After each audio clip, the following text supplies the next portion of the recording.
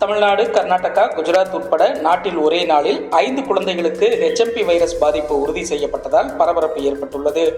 எனினும் இது சாதாரண வைரஸ் தான், அச்சப்பட தேவையில்லை என மத்திய மற்றும் தமிழக சுகாதாரத்துறை விளக்கமளித்துள்ளது.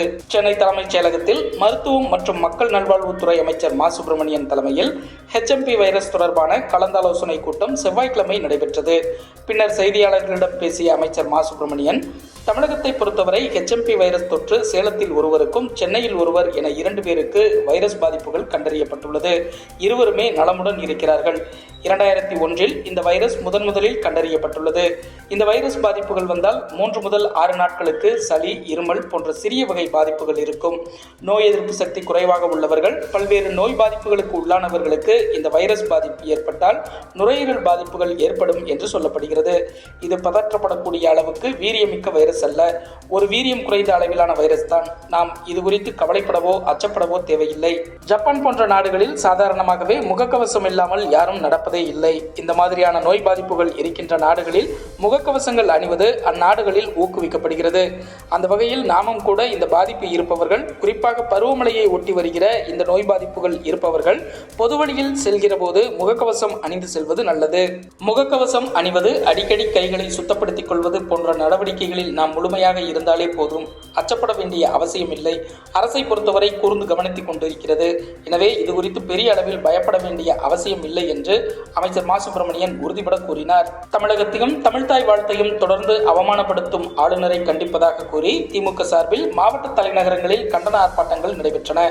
சென்னை சைதாப்பேட்டையில் நடந்த ஆர்ப்பாட்டத்தில் திமுக அமைப்பு செயலாளர் RS பாரதி, துணை பொதுச் செயலாளர் கனிமொழி MP உள்ளிட்டோர் கலந்து கொண்டனர். இந்த ஆர்ப்பாட்டத்தில் கலந்து கொண்டு பேசிய கனிமொழி MP, ஆளுநருக்கு ஏன் அரசியல்? கேரளா, மணிப்பூர், பீகார் உள்ளிட்ட மாநிலங்களில் எல்லாம் ஆளுநர்களை மாற்றிய மத்திய அரசு தமிழகத்தில் மட்டும் ஏன் இவரை சாசனம் எழுதி வைத்தது போல மாற்றாமல் வைத்திருக்கிறது என்று கேள்வி எழுப்பினார். பாமக போராட்டத்துக்கு அனுமதி மறுத்த காவல்துறை திமுக போராட்டத்துக்கு மட்டும் அனுமதி வழங்கியது ஏன்? ஆட்சியாளர்கள் என்றால் வானத்திலிருந்து குதித்தவர்களா என பாமக தலைவர் அன்புமணி ராமதாஸ் கண்டனம் தெரிவித்துள்ளார். சட்டப்பேரவை கூட்டத்தொடரின் 2வது நாளான செவ்வாய்க்கிழமை மறைந்த முன்னாள் பிரதமர் மன்மோகன் சிங், முன்னாள் சட்டமன்ற உறுப்பினர் EVKS இளங்கோவன் ஆகியோருக்கு இரங்கல் தெரிவிக்கும் தீர்மானத்தை சபாநாயகர் அப்பாவு வாசித்தார். பின்னர் அந்த தீர்மானம் நிறைவேற்றப்பட்டது. உறுப்பினர்கள் மௌன அஞ்சலி செலுத்திய பின்னர் அவை நாள் முழுவதும் ஒத்திவைக்கப்பட்டது.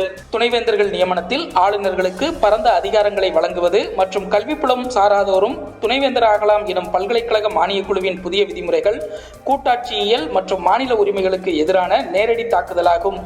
கல்வி ஒத்திசைவு பட்டியலில் உள்ளது. எனவே தன்னிச்சையாக இந்த புதிய விதிமுறைகள் தொடர்பான அறிவிக்கையை UGC வெளியிட்டது அரசியலமைப்பு சட்டத்துக்கு புறம்பானதாகும் என்று தமிழக முதல்வர் மு. க. ஸ்டாலின் சாடியுள்ளார். டங்ஸ்டன் திட்டத்தை முழுமையாக ரத்து செய்ய கோரி அரிட்டாப்பட்டி உள்ளிட்ட 30க்கும் மேற்பட்ட கிராம மக்கள், விவசாயிகள் 15 கிலோமீட்டர் நடைபயண போராட்டம் நடத்தினர். கிராம மக்களின் இந்த தன்னெழுச்சியான போராட்டத்தால் சிட்டம்பட்டி சுங்கச்சாவடி துவங்கி தெல்லாக்குளம் தபால் நிலையம் வரை கடுமையான போக்குவரத்து பாதிப்பு ஏற்பட்டது. மேலூர் தொகுதி மக்கள் மற்றும் விவசாயிகள் உள்ளிட்ட பல்வேறு அமைப்பினரும் தன்னெழுச்சியாக பங்கேற்ற இந்த நடைபயண போராட்டம் மதுரையில் பெரும் பரபரப்பை ஏற்படுத்தியது. தமிழகத்தில் தைப்பொங்கல் கொண்டாடும் ஜனவரி 14ஆம் தேதி உள்ளிட்ட நாட்களில் தேசிய தேர்வு முகமையால் நடத்த திட்டமிடப்பட்டுள்ள UGC நெட் தேர்வுகளை வேறொரு நாளுக்கு மாற்றியமைக்க கோரி தமிழக முதல்வர் மு. க. ஸ்டாலின் மத்திய கல்வி அமைச்சர் தர்மேந்திர பிரதானுக்கு கடிதம் எழுதியுள்ளார். 70 தொகுதிகளை கொண்ட டெல்லி சட்டப்பேரவைக்கு பிப்ரவரி 5ஆம் தேதி ஒரே கட்டமாக தேர்தல் நடைபெறும் என்றும் தேர்தலில் பதிவான வாக்குகள் பிப்ரவரி 8ஆம் தேதி எண்ணப்படும் என்றும் இந்திய தேர்தல் ஆணையம் அறிவித்துள்ளது. ஈரோடு கிழக்கு தொகுதி MLA-வாக பதவி வகித்த EVKS இளங்கோவன் மறைவையொட்டி அந்த தொகுதிக்கு பிப்ரவரி 5ஆம் தேதி இடைத்தேர்தல் நடைபெறும் என அறிவிக்கப்பட்டுள்ளது. இதனையடுத்து அந்த தொகுதியில் தேர்தல் நடத்தை விதிமுறைகள் அமலுக்கு வந்துள்ளன. அசாமின் திமா ஹசாவ் மாவட்டத்தில் வெள்ளம் சூழ்ந்த நிலக்கரி சுரங்கத்தில் சிக்கி 3 பேர் உயிரிழந்தனர். குறைந்தது 6 தொழிலாளர்கள் சிக்கியிருப்பதாக அஞ்சப்படுகிறது.